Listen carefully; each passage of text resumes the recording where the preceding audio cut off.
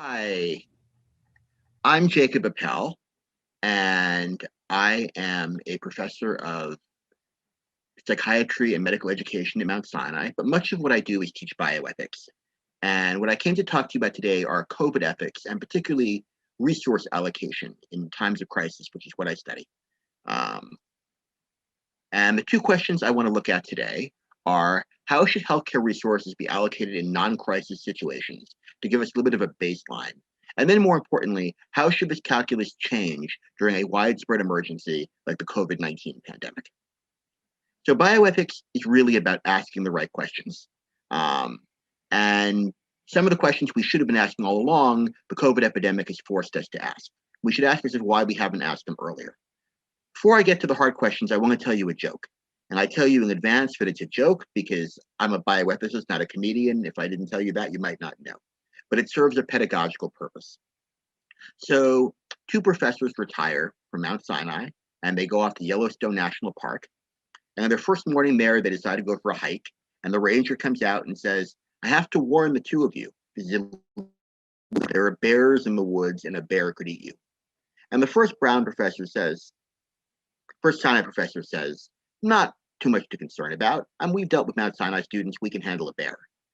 Second Mount Sinai professor says, "Give me a moment," goes back to his cabin, returns a few moments later with his Mount Sinai running shoes and his Mount Sinai jogging shorts and his Mount Sinai cap, and he's ready to run.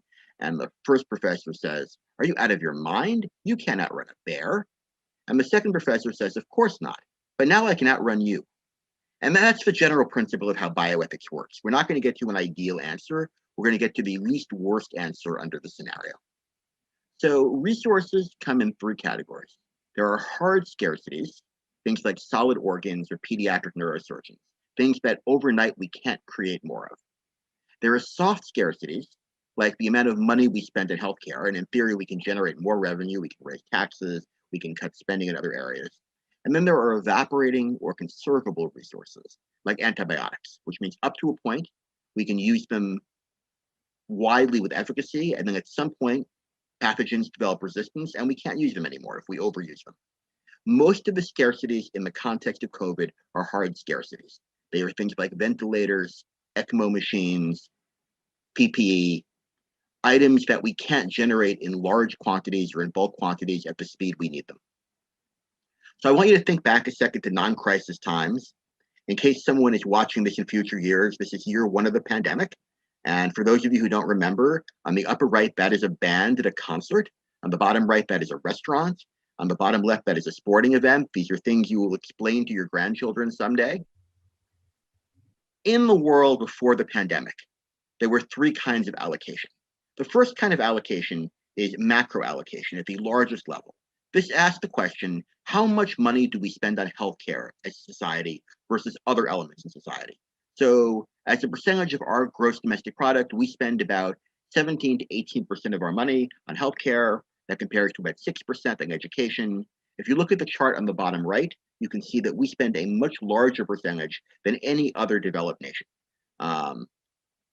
What that can't tell you is whether our healthcare system is better or worse for delivery than a national healthcare system like Britain or a single payer system like Canada, because we're comparing apples and oranges. We spend a lot more money. If they spent 18% of their GMP on healthcare in a country like Great Britain, they might not have the lines or waiting lists they do now. We don't know.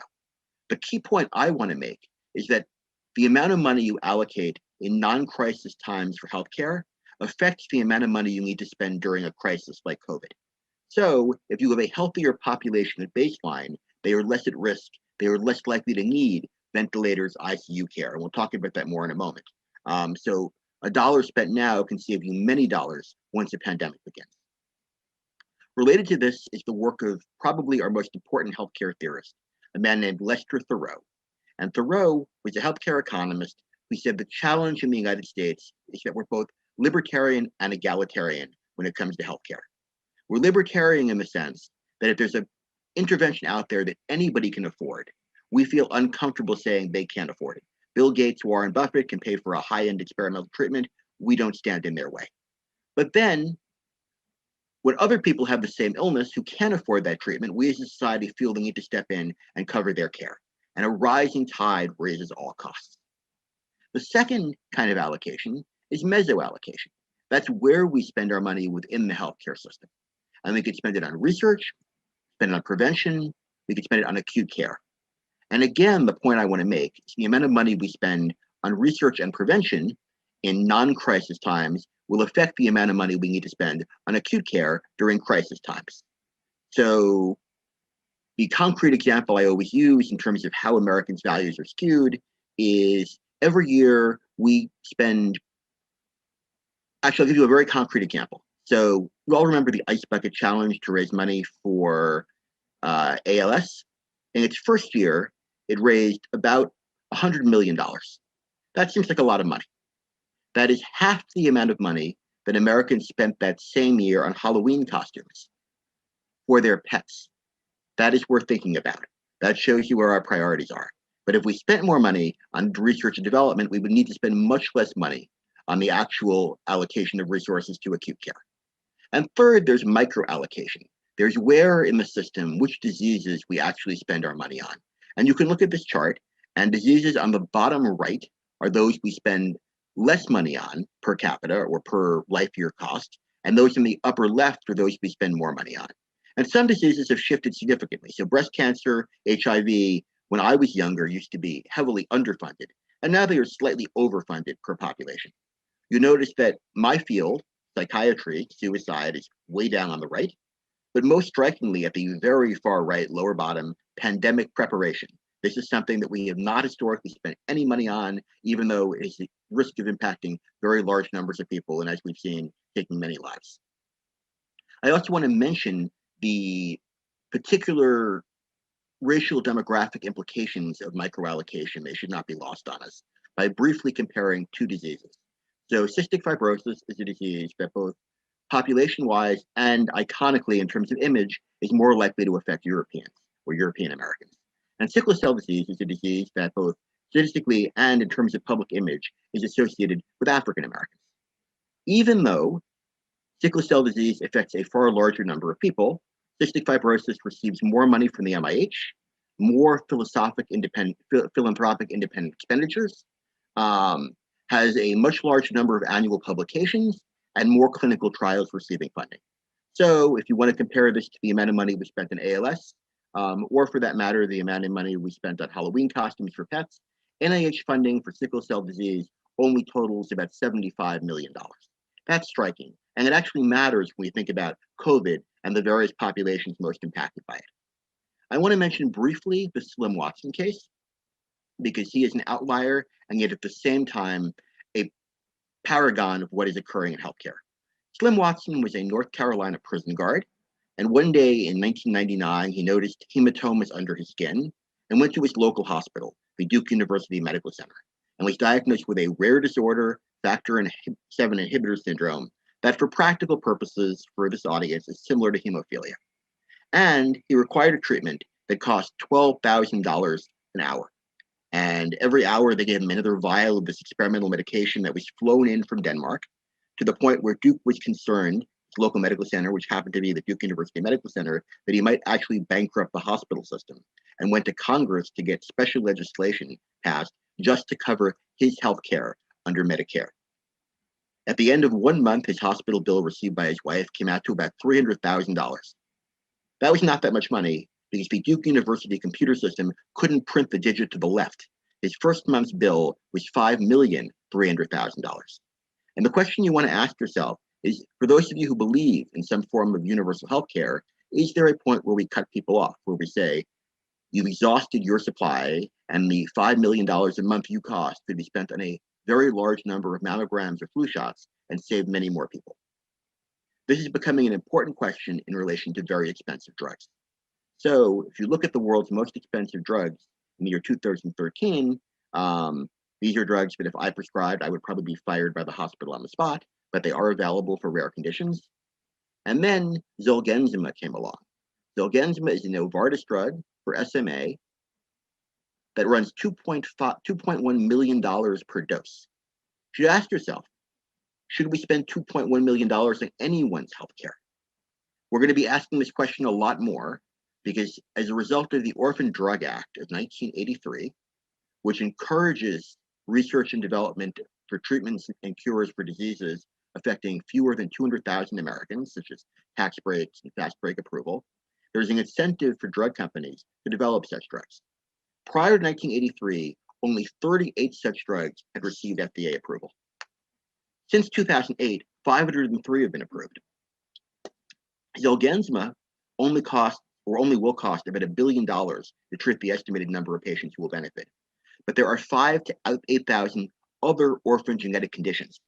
If we were to develop treatments or cures for these diseases, the cost could run into the trillions of dollars, in essence become a large factor in the American economy, and that will force us to make determinations how much a life is really worth.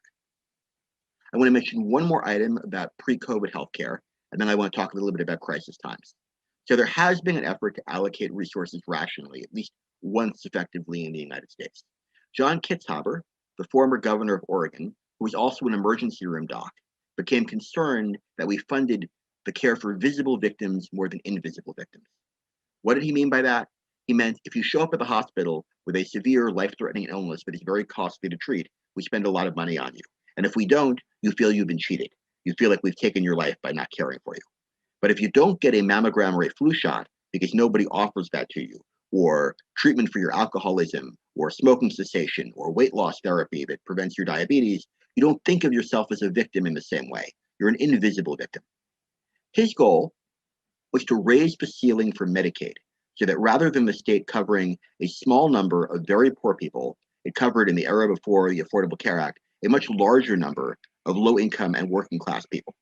In order to do that, though, he didn't increase the amount of money available. He was unable to do so. Instead, he spread the money more thinly. And the result was that a committee made a list of the different things that doctors could do, of which it turns out there are 692. There are actually 694 because dialysis is covered by the federal government and childhood vaccination is paid for separately, and then prioritize them, those that were most cost effective and those that were least cost effective. Probably the most, and then there was a cutoff, and I believe the first 400 and something items were covered. And those were things like well baby visits and smoking cessation and treatment for mental illness did very well. And things that did very badly were things that were very expensive, high organ transplant with low cure rates. My favorite item, by the way, is if you cut your finger off here by accident, they would reattach it. But if you cut your finger off here at the first knuckle, you're out of luck. So this was a very precise system. The most controversial feature was that if you had a less than 5% chance of living 5 years with cancer, you did not receive therapeutic chemotherapy. You only received palliative chemotherapy or palliative radiation, comfort care in essence. The estimate was this would save many thousands of lives, but the people's lives saved were people who didn't realize their lives were being saved. People whose lives were being taken were people who were being denied care they were overtly asking for. And in a powerfully disturbing optical moment, a woman with terminal lung cancer in Oregon received a letter from the state telling her they would not pay for care for her terminal lung cancer, but they would pay for her assisted suicide, which needless to say did not go over well with the public. The challenge is the cutoff we estimate is probably a lot higher than 5%. It might be in the 15% range, even in the 18% range, where if we didn't spend money on patients who were going to die within 5 years of cancer and spent the money elsewhere in the healthcare system, we would save more lives. And yet, no doctor I know feels comfortable telling a patient who has an 18% chance of living 5 years with cancer, we're not going to pay for your treatment. So people who in theory believe in rational allocation, in practice often don't really want to allocate healthcare rationally. Now let's shift a bit to crisis times. What do we do in terms of allocating resources during a crisis? So the first major modern crisis that required rationing was that for iron lungs during the polio epidemic. My mother had polio during one of the last waves in the early 1950s, and the way they allocated iron lungs was largely on a first come, first served basis. There was actually a way to triage people and put them in a homemade wooden lung until an iron lung became available, using a vacuum cleaner and 4 plywood boards. If you have some time to kill on YouTube, you can learn how to design one. However, the way it works would help you with polio, probably would not help you with COVID, so don't try this at home as a prophylactic measure. First come, first served worked because there were large numbers of people in the exact same situation, and there was really no other effective way to triage them. A more complex system arose for the allocation of dialysis machines in the early 1960s. And the famous example occurred at Swedish Hospital in Seattle. A committee of community leaders was appointed to decide how to provide very scarce spacing of dialysis machines. They became known as the God Committee, and that is their photograph, and they consisted of local leaders, some medical, some non-medical. They had no sense that the allocation system they used was controversial, so much so that Life magazine came and profiled them and sat in on the meetings, and you can actually read the transcripts online. The criteria they used was not first come, first serve. Up to a point, it was your physical health, but they had very few slots. So even after they limited people who had other conditions, people who were too old, and I have to say too old for them was 45. So I would have not gotten dialysis, and too young was 18. They still had not enough space. So they used social worth. People applied like they applied for college. And here is a transcript of one of their hearings. So the housewife said, if we are still looking for men with the highest potential of service to society, then I think we must consider that the chemist and the accountant have the finest educational backgrounds of all 5 candidates. And the lawyer responded, both these men have made provisions so their deaths will not force their families to become a burden on society. And the state official, but that would seem to be placing a penalty on the very people who have perhaps been most provident. And the surgeon, how do the rest of you feel about number 3, the small businessman with 3 children? I'm impressed that his doctor took special pains to mention that this man is an active church work. This is an indication to me of character and moral strength. And the lawyer, it would also help him endure a lingering death. And a minister? Perhaps one man is more active in church work than another, that he belongs to a more active church. And then the labor leader. For the children's sake, we've got to reckon with the surviving parent's opportunity to remarry. And a woman with 3 children has a better chance to find a new husband than a very young widow with 6 children. This should disturb all of you. I imagine it disturbs most of you. But it gives you a sense of why we no longer use social worth as a determinant in allocation in any circumstance. There was a large-scale public furor response to this. And now we only use medical criteria, which matters in the COVID context. And finally, before COVID, there was a question of what to do with ventilators during a flu pandemic. And this became a controversial issue in New York State because there are 2 sets or pools of ventilators in any community. There are ventilators in hospitals that are used for acute care. Patients will be on them for 3 days, 3 weeks, a month, and then weaned off them.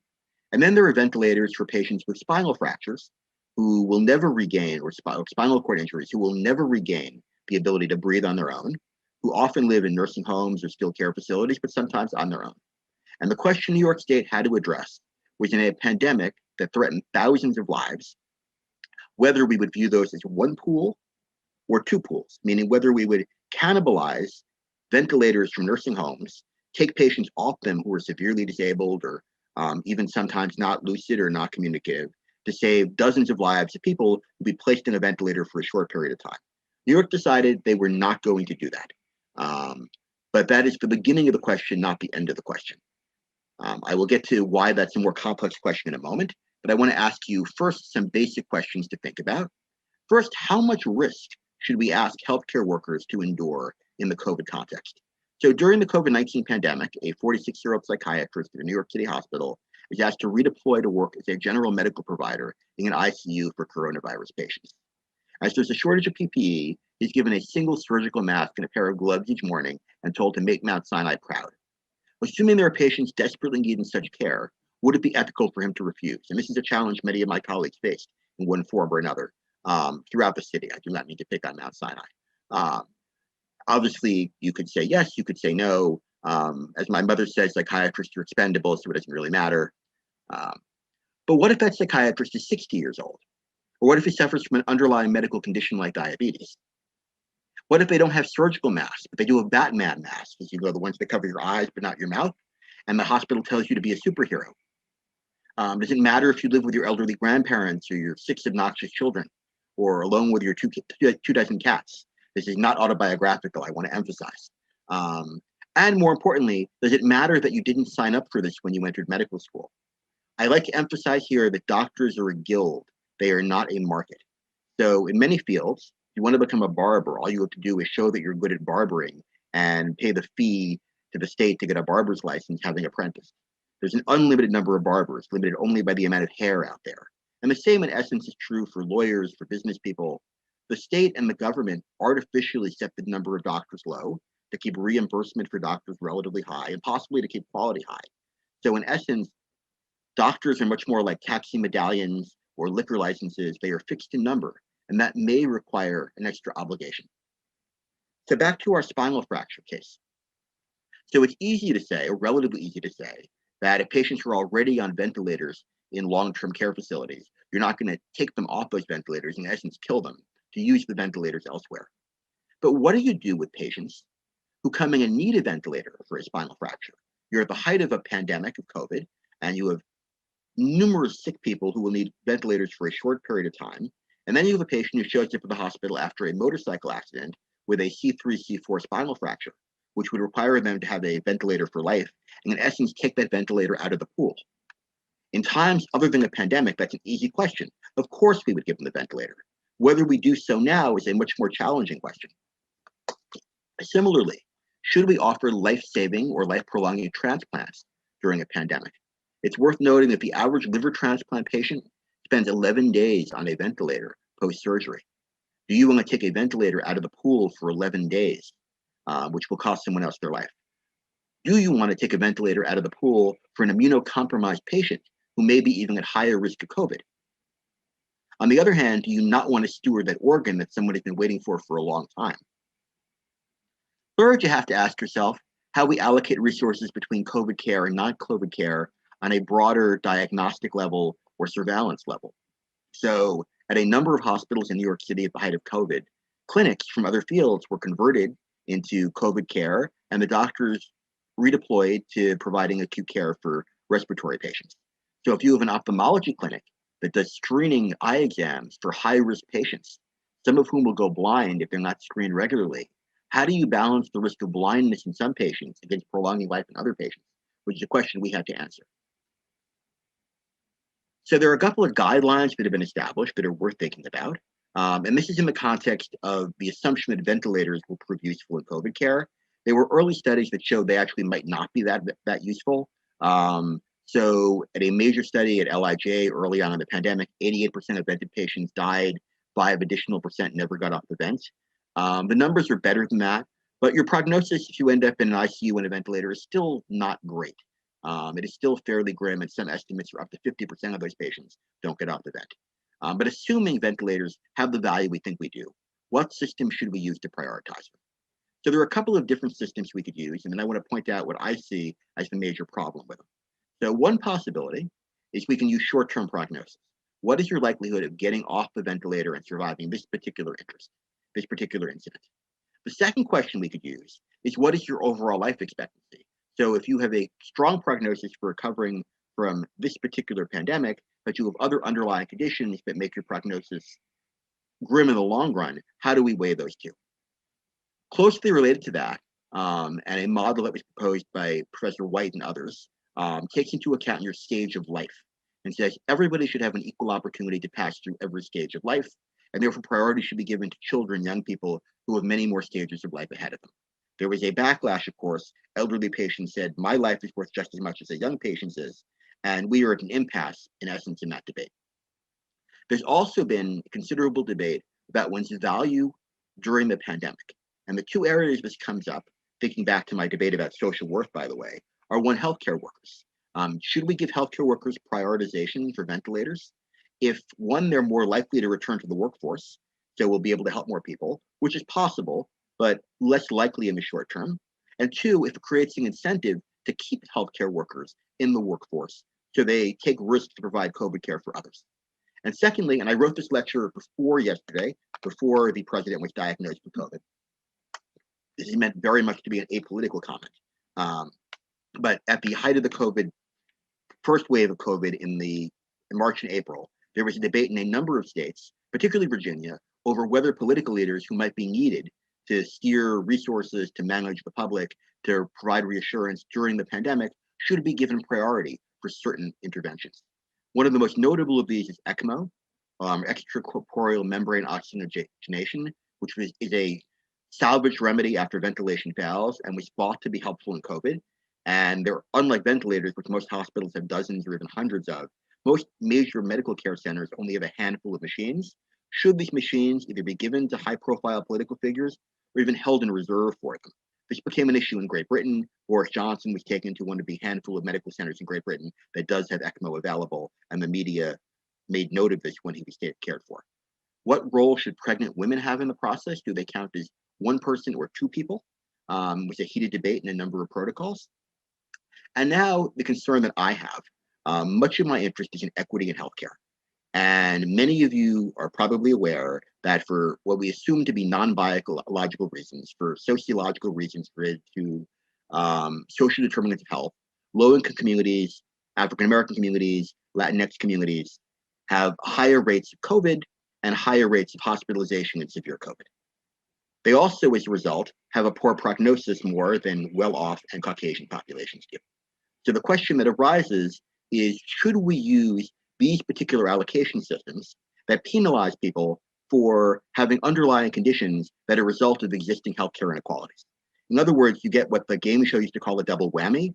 We give you substandard healthcare for your entire life, so your diabetes becomes brittle, or you live in a food desert and therefore you gain weight and therefore have high blood pressure. And then we use a criteria during a crisis time that says, because you have these underlying conditions that society has set up for you, we're less likely to save your life as your prognosis is poor.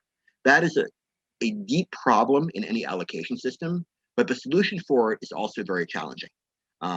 Whatever one's political views, my guess is it is easier to grapple with the benefits, not endorsing it, but the benefits of a holistic review or affirmative action system in a setting like employment or a setting like education than it is in a setting like ventilator allocation. A system that says, because you've been treated in a certain way by society, we want to give you a leg up to treat you equally in education, many people find palatable. A system that says the same thing when it's a one-to-one trade-off in ventilators or ECMO machines, I can tell you from experience in the hospital, a lot of my colleagues find much more unsettling. And there's no easy answer to that, but it's something worth thinking about. And I want to just emphasize briefly that you will see that COVID and COVID severity correlate very deeply with entrenched lines of race and economics that date back at least 90 years in the United States. So these are the red line neighborhoods where African Americans had a hard time buying homes, or the red line neighborhoods, and the green ones are the ones where African Americans were largely shut out in the 1930s. And you see this applies to school segregation in New York City today, income and life expectancy today, where bank branches are located today, where COVID cases occur today. It's one long continuum. So the neighborhoods you will see in dark blue are neighborhoods with high percentages of African American and Hispanic populations, and they're also the neighborhoods with the highest rates of COVID in New York City for the most part. Here you get the same map with the COVID cases. I mention all this because you would think the population decline in these neighborhoods would have been the highest in New York City, but it wasn't. Which neighborhoods lost the most population? The exact opposite neighborhoods. Why? Because all of the well-off individuals left the city. 420,000 upper middle class and wealthy New Yorkers left the city for various high-end locales. Many of them have not returned. I will mention briefly one other crisis that occurred in the context of COVID. How do we handle withdrawing patients from ventilators? In normal times, if you're on a ventilator and your prognosis is poor, and we have an unlimited number of ventilators, we let you decide when you want to come off. On the other hand, if we know that your prognosis is terminal, but you're going to linger on that ventilator for weeks or months and not recover, and we have patients who could survive with that ventilator, is there a mechanism for removing you? And currently there isn't.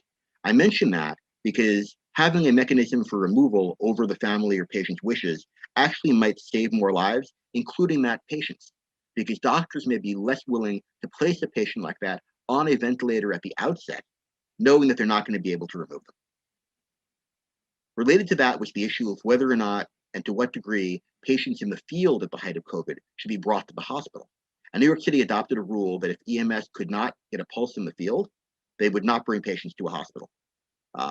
They reversed the policy imposed for a brief period during COVID that said that people who were arrested in the field shouldn't be revived. And there were also proposals there should be universal DNR orders for all patients with COVID, though those did not gain much traction. I will finally mention, and then I will take some questions, I think, that I've spoken for my half hour, that I think the most significant challenge we currently face is a lack of uniformity in the rules. So in 2009, the federal government urged states to develop crisis standards. And the National Academy of Medicine has offered guidelines for how to do so. As of April, only 26 states have any publicly available crisis guidelines. Why does this matter? It matters because not only do you need guidelines, but you want guidelines that are roughly similar so that states can exchange resources. We currently have a system where the guidelines that are available vary widely from state to state. And this leads to two problems. One, it means that well-heeled patients can go to other states, possibly even spreading COVID with them, to get the care they need. But more important, it means that states won't share their resources with other states with different standards. How does this apply practically? In New York State, at the height of a COVID crisis, we will still give ventilators for patients on dialysis. Kansas will not. It doesn't matter. I'm not taking a stance on whether this is the right approach or the wrong approach, whether New York is right or Kansas is right. What I can tell you is that if I ran the public health system in Kansas and New York State had a higher caseload than we did and asked me for ventilators, I wouldn't supply them because I would know that they would get ventilators that they would not return for patients from New York who are much sicker than the patients in Kansas who might need them. And that's currently the impasse we stand at. I will finally offer one broader thought on COVID and healthcare, which is that after the 9/11 attacks, the 9/11 Commission described 9/11 as in part a failure of imagination, meaning a failure of American policymakers to think about the next things that could occur that would threaten American security and American welfare. Peggy Noonan in the New York Times and in the Wall Street Journal a few months ago described COVID in the same way, as a failure of imagination of Americans to really, and policymakers to really grapple with the risks of a pandemic. I think what is really important now going forward is that we start imagining really hard the other things in healthcare and beyond healthcare that pose similar levels of threats. I will offer you just one concrete example to show you how I think we need to be thinking about the world. So many experts have estimated that a geomagnetic storm, space weather, could kill tens of millions of Americans and knock out the grid for a period of months. And there are mechanisms to prevent this. It is something that Congress does not discuss, that there have been minimal hearings on. It is something that a few very basic measures now could save thousands or millions of lives in the future. And if you doubt me, the last time a major space weather event occurred was 1859, and it knocked out the American telegraph system and set telegraph wires on fire. So this will not make you sleep well tonight, but food for thought. I guess I should probably stop now. I've spoken for half an hour. I can speak more if people don't have questions, but I'll be glad to take some questions.